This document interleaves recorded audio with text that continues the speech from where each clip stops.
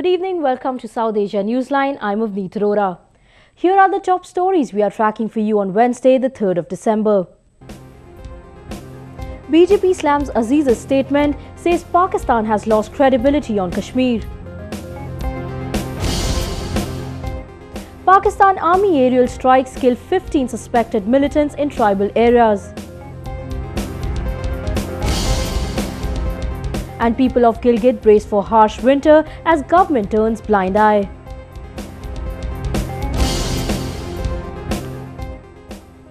And now for all the details. India's federal ruling Bharatiya Janata Party or BJP has criticised Pakistan National Security Advisor Sartaj Aziz for his statement on India-Pakistan talks. Aziz had said that his country does not expect resumption of dialogue with New Delhi while the Narendra Modi government is in power.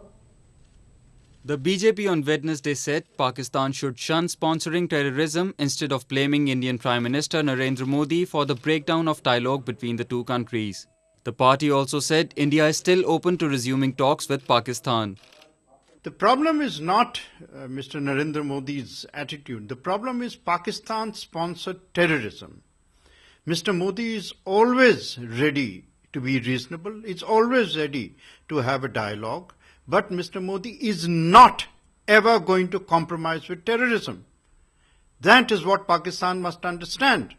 Pakistan's National Security Advisor Sartaj Aziz had on Tuesday claimed that peace talks failed to take off under the new Indian government. The dialogue process has not moved forward with India since the installation of Narendra Modi's government. The resumption of dialogue will help build confidence between the two sides, Aziz had said. He also defended his country seeking international intervention on the Kashmir issue, claiming that the bilateral talks for nearly 4 decades have failed to produce a solution. The BJP said international community has already rejected the double standards of Pakistan on the long-standing matter.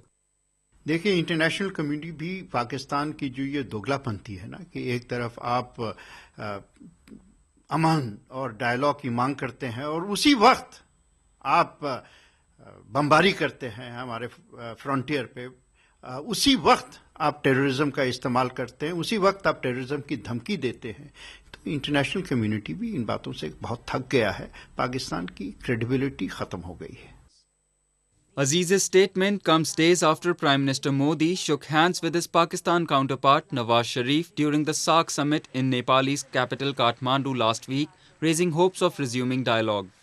Aziz on Tuesday, however, said since India called off the talks, it should now take the first move and initiate the process.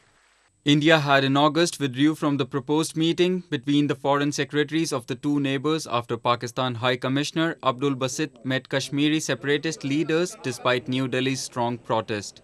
India has long opposed Pakistan's move to involve third parties in the dispute. Islamabad has been for some time trying to bring in the US, UK and even the United Nations as a negotiator in the Kashmir dispute.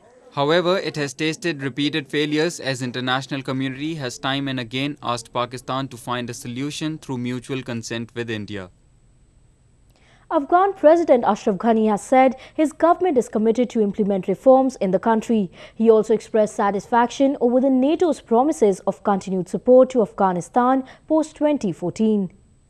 NATO on Tuesday chalked out a new training mission in Afghanistan which will replace the over a decade-long combat troops. The newly formed Resolute Support Mission will be launched on January 1, 2015. NATO Chief Jens Stoltenberg said the focus will be to train and advise the local Afghan forces. Resolute Support will be a non-combat mission.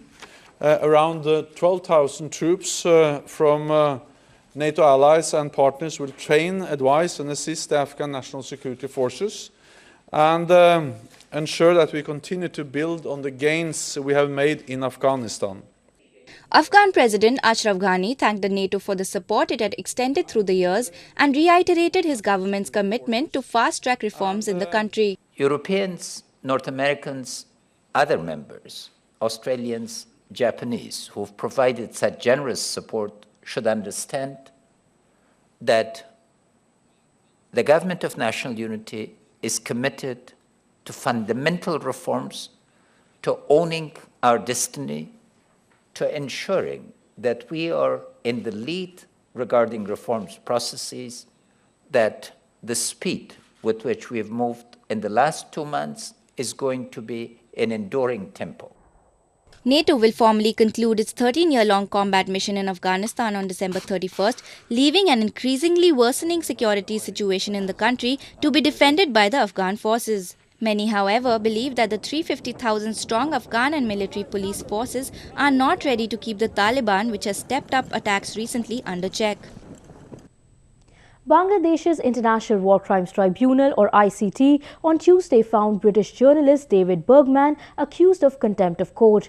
The ICT awarded imprisonment until rise to Bergman for his criticism of the ongoing trials in the court. The Dhaka-based journalist got into legal trouble after he criticized the ICT's verdict on Abul Kalam Azad, who was convicted to death in absentia in 2013 for his involvement in war crimes. The ICT was established by the Awami League government to try the local collaborators of Pakistan Army during the country's 1971 independence movement. Winter brings no good news to the people of Gilgit-Baltistan. The chilling cold has added to the woes of victims of the Attabad Lake disaster who continue to await for relief and rehabilitation. It is not the biting cold, but the despair of the people of Gilgit-Baltistan, as nothing seems to have changed on ground for victims of the Attabad disaster. Temperatures here dip below -10 degrees and can be as low as -25 degrees during the winters. Even though the Pakistan government had announced several aid packages, it has failed to provide any substantial relief to those affected. The money meant for rehabilitation work has apparently been siphoned off. Gilgit Baltistan में सर्दियों का मौसम शुरू हो चुका है, पहाड़ों पर बर्फबारी जारी है और मुज़ाफ़ाती इलाकों में बर्फ़ जम चुकी है और इस वक्त सर्दी की जो लहर है वो बहुत शदीद होती जा रही है। हुकूमत हमारी जो लोकल गवर्नमेंट है और फेडरल गवर्नमेंट ने अभी तक जो मुतासिरीन अताबात है उनकी बहाली के लिए न किसी किस्म के मकानात फराम की है, न किसी किस्म की ज़मीन उन्हें फराम की है, एलोकेट की है, इवन उनको उनकी जो ज़मीन की कंपनसेशन है उस तक मुहैया नहीं किया गया। A massive landslide in Attabad in January 2010 killed 23 villagers and blocked an upstream part of the Hunza River in Gilgit-Baltistan, creating a large artificial lake that left an estimated 30,000 people stranded. Several potato fields and fruit orchards were inundated by the floodwaters and are still submerged. This has affected the region's economy. Many villages still remain submerged in water and the displaced continue to brave the harsh winter in makeshift tents. Attabad disaster हुआ है उसमें लोगों को बहुत सारी मुश्किलात का सामना करना पड़ रहा है, जैसे कि दिन ब दिन सर्दियां बढ़ती जा रही हैं, लोगों को शेल्टर का और सेहत की बीमारियों के यहाँ दिन ब दिन इजाफा होते जा रहा है। इनके पास खाने के लिए कोई सही इंतज़ाम नहीं है, इनके रहने के लिए शेल्टर नहीं है, इनके पास कोई पहनने के लिए यहाँ कोई ख़ास इनके लिए कोई इनके पास इतना सपोर्ट नहीं है, इनके पास कोई इतना पैसे नहीं है कि ये उन पैसों से अपने लिए कुछ गुज़र वक़ात कर सकें। ये लोग जैसे कि सब लोगों को पता है कि टेंटों में रह रहे हैं। Heavy snowfall has cut off the region from the rest of the world and the lack of medical facilities has left the people with no option other than to resign themselves to their fates. जब अताबाद का सानिया उरूज पे था तो उस ज़माने में कुछ medical की टीमें पाकिस्तान के मुख्तलिफ इलाकों से आई, उनमें पंजाब गवर्नमेंट का भी बड़ा हिस्सा रहा, लेकिन वो जो टीमें आई सिर्फ 10 दिन उन्होंने इन इलाकों में गुजारे, उसके बाद ये लोग वापस चले गए। इवन जब बच्चे बीमार होते हैं या बड़े बीमार होते हैं उनको भी एडमिट करने की सहूलत वहाँ पे मौजूद नहीं है। इन बदतरीन हालात में उनको लेके उनको वहाँ से गिलगित के लिए उनको शिफ्ट करना पड़ता है। The puppet government propped up by Islamabad has nothing to mitigate their woes.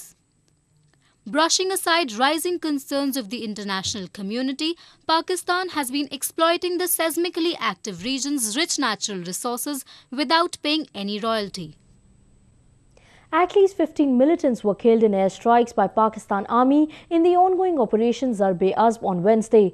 The fresh aerial attacks were carried out in the Datta Khel region of North Waziristan Tribal Agency. Those killed included 2 key commanders of Tehreek-e-Taliban Pakistan or TTP. A number of terrorist hideouts and ammunition depots were also busted. The latest strikes came a day after Pakistan Army killed over 32 militants, including foreign nationals in the region. According to Army records, more than 12,000 militants have been killed so far ever since the military crackdown began in June with an aim to clear the country's tribal areas of the terrorists. They are heroes in their own light, and they continue to prove their might, this time on a different field altogether. Take a look at how they are living their dream. They are cricket buffs just like any other fan, and they hit boundaries like any other player too. These high-spirited and passionate young men from Pakistan are gearing up to represent their country at the international cricket tournaments. And so what if they play sitting on a wheelchair? Their fervour is no less than any of their contemporary. The group of challenged cricketers from all across Pakistan arrived in its commercial hub Karachi to attend the first ever wheelchair cricket training camp. A former Pakistani test cricketer and coach of the wheelchair cricket team, Sadiq Mohammed, said he was impressed with the players' passion towards the sport. जब मैं देखा तो काफ़ी मुतासिर हुआ मैं इसमें कि बहुत ही इतनी मेहनत से इस गेम को ये एंजॉय करना चाहते हैं तो इसको किसी तरीके से आगे बढ़ाया जाए. The camp, hosted by the International Wheelchair Cricket Association, has players crippled either by birth, by accident or by polio. The cricketers said they were delighted to represent their country on a wheelchair. को एक जज्बे की तरह महसूस करते हैं ताकि खेल हमारी एक्टिविटी के लिए बहुत अच्छा है क्योंकि व्हीलचेयर पेशेंट के लिए ये होता है कि गली से बाहर भी नहीं निकल सकते हैं लेकिन अल्हम्दुलिल्लाह इंटरनेशनल व्हीलचेयर क्रिकेट एसोसिएशन ने हमें मौका दिया कि हम पाकिस्तान से बाहर जाएं. The team is scheduled to travel to Bangladesh for their first match later this month. Bangladesh is the second country after Pakistan to introduce sports to encourage young men with physical disabilities. Though it was the commemoration of a death anniversary, the ceremony stood out with its unique participants. Take a look at who all came to mark the occasion. Scores of elephant in India's southern Kerala paid homage to Guruvayur Keshavan, arguably the most celebrated elephant in the province, on its 38th death anniversary. With rituals and traditional ceremonies, the event was held in temple town of Guruvayur. The elephants also marked their respect at the life-size statue of Keshavan inside the temple complex. Organizers said the event was held to commemorate the majestic Jumbo, who went on to become a part of the folklore of the province. The elephant was the prestigious elephant for Guruvayur temple that days. That commemoration of Guruvayur Keshavan, we are conducting this program every year, 1983 onwards. And the elephants will come from our elephants, more than 40 elephants will come for tributing this program. Keshavan, who stood at an impressive 10 feet tall, is considered one of the most handsome captive elephants the province has. Before his death at the age of 72 in 1976, he adorned the chief deity of Guruvayur temple for many years in the annual festival. Decorated elephants are an integral part of temple festivals across Kerala. The southern province alone accounts for nearly 700 captive elephants. Well, that's the way it was in South Asia this evening. Before we conclude, the top stories once again. BJP slams Aziz's statement, says Pakistan has lost credibility on Kashmir. Pakistan Army aerial strikes kill 15 suspected militants in tribal areas. And people of Gilgit brace for harsh winter as government turns blind eye.